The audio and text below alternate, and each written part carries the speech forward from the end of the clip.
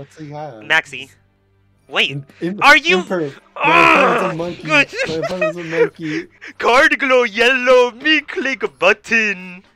Literal Yo, like, yeah. fucking Bobo on the goddamn. Oh. See, what my opponent actually wanted to do is wait till he sees Sarah, because you want to imperm Sarah. Who's unaffected by Or traps. you could have impermed my parallel Exceed, and I would have been stuck with. He has the Ash Blossom. Yeah, he's so good at Yugioh! Okay, wait, isn't Sarah unaffected by traps?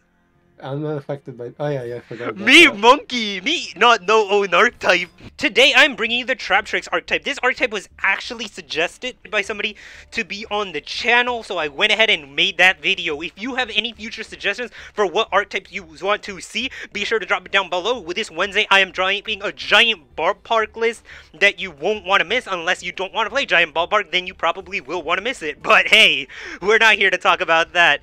Anyways, if you ever felt like playing Eldlich without fully committing, this is definitely the archetype for you. I'll get right into the deck list and hopefully you enjoy the video. The Traptrix monsters are an archetype that synergize with the whole archetype of trap cards, including cards like Floodgate Trap Hole and Gravedigger Trap Hole. The Traptrix monsters all function on having two effects. One effect that goes off on the normal summon and one effect that goes off on the special summon, which gives them a very versatile sense of effects that can really help with the annoyance of disrupting your opponent's cards, along with how annoying all the trap cards that you already run are. Kicking off the deck, we have 3 copies of Traptrix Mermello. Mermello is the best card in the deck, which is why we run it at 3. Despite being called Mermelio and not Mermello, much like its effect, I've never read this card, but on normal summon, it allows you to basically tutor out any whole trap card from your deck, adding it to hand, and on special summon, it allows you to disrupt your opponent's back row and destroy a card. An extremely powerful set of effects. Next up, we have the second best Traptrix in the deck. We have Dionia. Dionia essentially is a monster reborn for the archetype, allowing you on normal summon to special summon any Traptrix monster back include in defense position, meaning while you can't hit your link monsters with his, you can resummon your XZ monsters. Dionia's second effect allows you instead to set a trap card from your graveyard back to your back row, but don't go using this all immediately because that trap card will only last until the end phase. Once the end phase is up, the card will banish itself. Next up, we have 2 copies of Mantis. Here is where we start getting to the subpar Traptrix monsters. While not good as the first 2, still very powerful. Mantis is essentially a Rhoda for the deck, and when Rhoda is your weakest effect in the archetype, you know that you're doing something right. On special summon, allows you to bounce a spell or trap card from your back row back to your hand, and then immediately set one. Now, while this sounds like a negative because it only means that that trap card is no longer activatable this turn, this does synergize with Sarah. Special summoning this on your opponent's turn allows Sarah's second effect to go off, which only procs when a trap card is set. Yo, Holmes, you trying to drop a like and subscribe or you finna catch these paws? Don't lick my face. Next up, we have 2 copies of Vesculio. Vesiculo. There's so much wrong with the name I called it. Vesiculo is probably the worst Traptrix monster in the deck, but it is one of the deck's few extenders. Traptrix is a deck that very much suffers from having their normal summon destroyed or interrupted, so Vesiculo allows you, it's like a mini bad Eldlich, which allows you to give up one of your back row cards in order to special summon itself, just so you could continue playing. Vesiculo has a second effect that I have never read, and I don't think it's ever come up in the history of Yu-Gi-Oh! For anyone's match, so I'm still not going to read it to this day. Next up, we have 3 copies of the Amazement Administrator. Why do you zoom in on all the ones except the Traptrix monsters? Yo, this one's special. He's literally like, look at him. This is basically like his little harem, dude. He's like the only dude. I'm not putting that in the video! I'm not putting what you just said in the video! Amazement Administrator. Traptrix is an archetype that really needs a secondary engine in order to be functional. The deck is just so inherently weak to getting their normal summon disrupted that having a secondary engine you could run with it increases the power and annoyance of this deck significantly. Amazement Administrator essentially special summons itself from hand as soon as a trap card is used. Then it allows you to equip the Amazement Equip trap cards to your opponent's monsters, getting weaker effects of strong trap cards, but you are tutoring them out for free. Secondly, as soon as those trap cards are in the graveyard, Amazement Administrator is going to allow you to banish them to just pop cards on the field, gaining you even more advantage. Next up, we have 2 copies of Parallel Exceed. Parallel Exceed is really strong, especially in any rank 4 XZ deck. It essentially just summons itself out for free and allows you to extend your plays very easily, synergizing with a card like Sarah that has a downward pointing arrow. Next up, we have 3 copies of Pot of Prosperity. It is so incredibly important to see a Traptrix monster in this, and you typically don't end up going through most of your extra deck. The second you know what your opponent is playing, you realize what cards aren't going to see any use. Pot of Prosperity simply lets us dig to make sure that we have a normal summon on turn 1. Then we have 1 copy of Double or Nothing. It's very easy to get into a simplified board state with a deck like Traptrix. This just simply allows us to wrap up any game if our opponent has a monster with 2,000 or less attack. Then we are in 3 copies of Torrential Tribute, the trap card that simply will not die. Torrential Tribute is a very old staple that continues to be good to this day, just simply allowing you to completely nuke the board the second that a monster is summoned. This hits a lot of decks really hard because not a lot of decks have battle protection nowadays, and even as opposed to that, it just hits decks like Tri-Brigade extremely well. Then we run 2 copies of Compulse, just for those monsters that can't be destroyed. Compulse is a nice way to simply get rid of the field, and again, dealing with a lot of decks that really rely on their normal summon. 2 copies of the Shade Brigandine. Shade Brigandine is an insanely powerful card because it not only gives you fodder for rank 4 XZs, but also because it allows Sarah's effect to proc turn 1. This card is activatable immediately if there are no trap cards in your graveyard, allowing Sarah to gain you more advantage and more card advantage while allowing you to go into an XZ's monster. 2 copies of Floodgate Trap Hole, again having the Trap Hole synergy with the Traptrix monsters. This is just an extremely annoying card. It is still a very powerful card despite being a very old staple that will make Pendulum players wake up in a cold sweat in the middle of the night. Then we run 2 copies of Impermanence. My one regret is that we can't run Impermanence at 3. This is really our only going second card, but this is a strategy that very much card commits to needing to go first. Going first, Traptrix is insanely powerful. Going second, you are much weaker, but Infinite Impermanence allows you to hold out just a little bit and survive if you do happen to open it. Next up, we have 2 copies of Traptrix. This card says search any card in your deck, since over half of your deck is trap cards, and why we have to run all our trap cards at a ratio of 2. Then we run 2 copies of Gravedigger's Trap Hole. This is a very good card against most meta decks. Not only is it guaranteed to hit every deck because almost every deck runs hand traps, but effects like Fractal and other graveyard effects like Miscellaneousaurus can also be hit by Gravedigger's Trap Hole, which is insanely powerful. Then we run 2 copies of Ice Dragon Prison. Again, another very valuable hit against the meta. This card allows you to special summon from your opponent's graveyard, not only disrupting their plays, but if a lot of their monsters share a type, you can also banish both their cards. This hits decks like Eldlich and Sky Striker very hard because it banishes 2 other cards for free or just removes an annoying card from their graveyard. Then we run 2 copies of Horror House. While this card is a worse version of Floodgate Trap Hole, it is searchable for free and synergizes with the Amazement engine, so it is worth running and is the best Amazement card. Then we have 1 copy of Viking. This card is basically a worse version of Compulse, but again, getting it out for free makes it worth running. And lastly, we have the Beast, the Demon itself, Imperial Order. Again, if you could afford to run Imperial Order in your deck, you should be running it because it just auto-wins so many matchups. Now, moving on to the extra deck. Starting off, we have number 39, Utopia to synergize with Utopia Double. Again, for just finishing off those games quick, if your opponent has a monster that's 2,000 or less attack, you basically just won the game. Then we run 1 copy of Abyss Dweller. Once you know what your opponent is playing, it shuts down so many of the meta decks, from decks like Tri-Brigade to Dinosaurs. Next up, we have 1 copy of Silent Honor Arc. Silent Honor Arc, again, not at all mandatory, but just good for dealing with those annoying extra deck monsters, especially since your entire deck is very low attack monsters. This is just a really good way to get around anything annoying. Then we run 1 copy of Exciton Knight. Again, this deck really thrives on getting into a simplified board state, and if you ever manage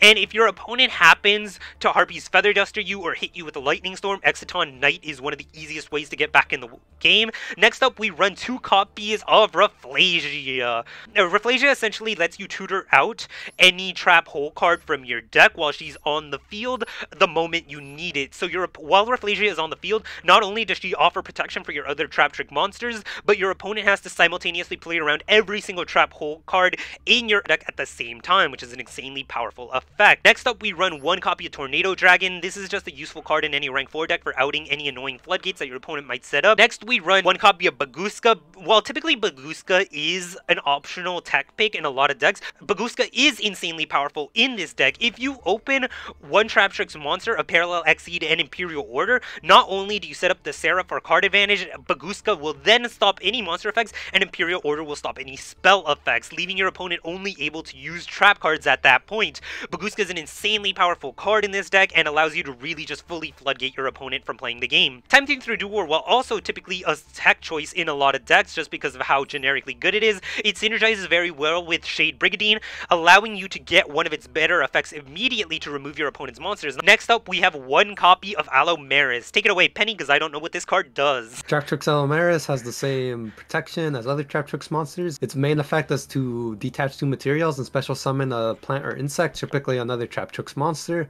You'll be targeting Murmello for more back row removal, or Dionia to reset one of your whole trap cards like Gravediggers or Floodgate. And it has one other effect, which only can proc off Torrential Tribute in this deck, as if a monster is destroyed through a trap card, you can detach 2 materials from this card and resummon the card that was destroyed through Torrential Tribute, while Alomaris will be able to survive as it is unaffected by normal trap cards, giving you your opponent's monster and keeping a Traptrix monster alive.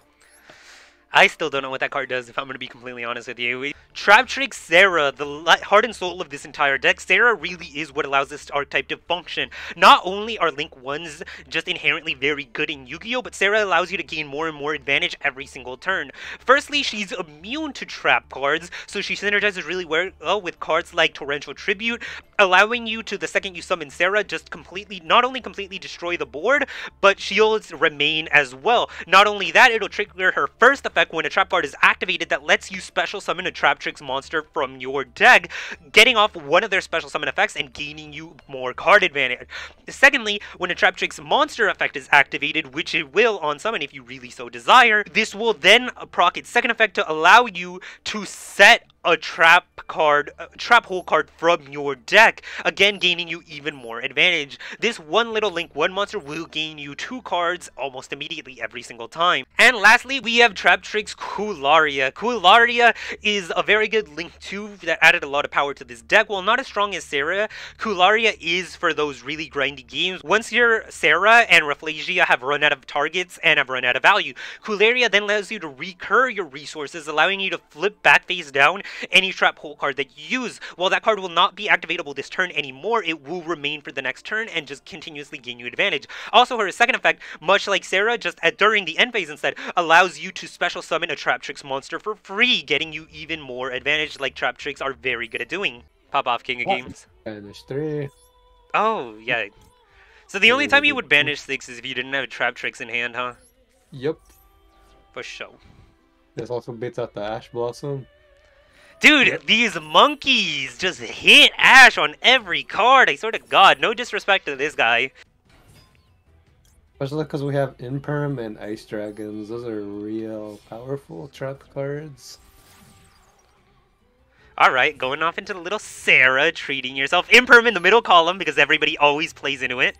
I have no idea for the life of me what this guy's name is, but it's something along the lines of Togegesko or some shit like that. I don't know. Dude, imagine if I had taken more than one semester of Mandarin, Japanese, or... What's the last one I took? Sign language? Dragon Maids? Oh, Dragon Maids! So, free match? So, do Dragon Maids really have a play past normal... if their normal summon gets disrupted? Oh, is it the Dragon 2? Yeah, I know technically Ice Dragon's prison right now. Let's wait to see what they send to the graveyard first. Yeah, you know. Actually, yeah. Let's go ahead and wait. You know this matchup. Yeah. Oh, that was stupid. That was a dumb one. So they're greedy. That was a really, really greedy line to take there because they're trying to get that back off of show. So now let's do the play and remove both of the cards as soon as we can before they enter the battle phase. Man, Togolon is really important in this deck, huh? Yeah.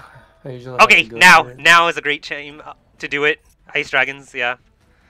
Because they just went super minus. If they don't concede after this, I'll honestly be shocked. Take this, right? Yeah, take that. Dragon Maid players crying. Yo, defense position. I don't think crushing their hopes and dreams matters. What possession you summon in it. Honestly, the Return of the Dragon Lord there was very strange. Yeah, let's banish them both. That was a questionable play at best from our opponent. Yeah, Sarah? Yeah, a little bit of value. Let's treat ourselves, I guess. So this one's real cool. It's mandatory, so Sarah's effect always triggers. Oh, wow. And man, because of that, I got 2 set. Even with nothing. Okay. Yeah, that's why this card sounds good. Honestly, stopping... Nah, do the flood face down floodgate. That's way stronger against the Dragon Maids for sure. Wow, value and a half. I hope that echoes. Yo, -3.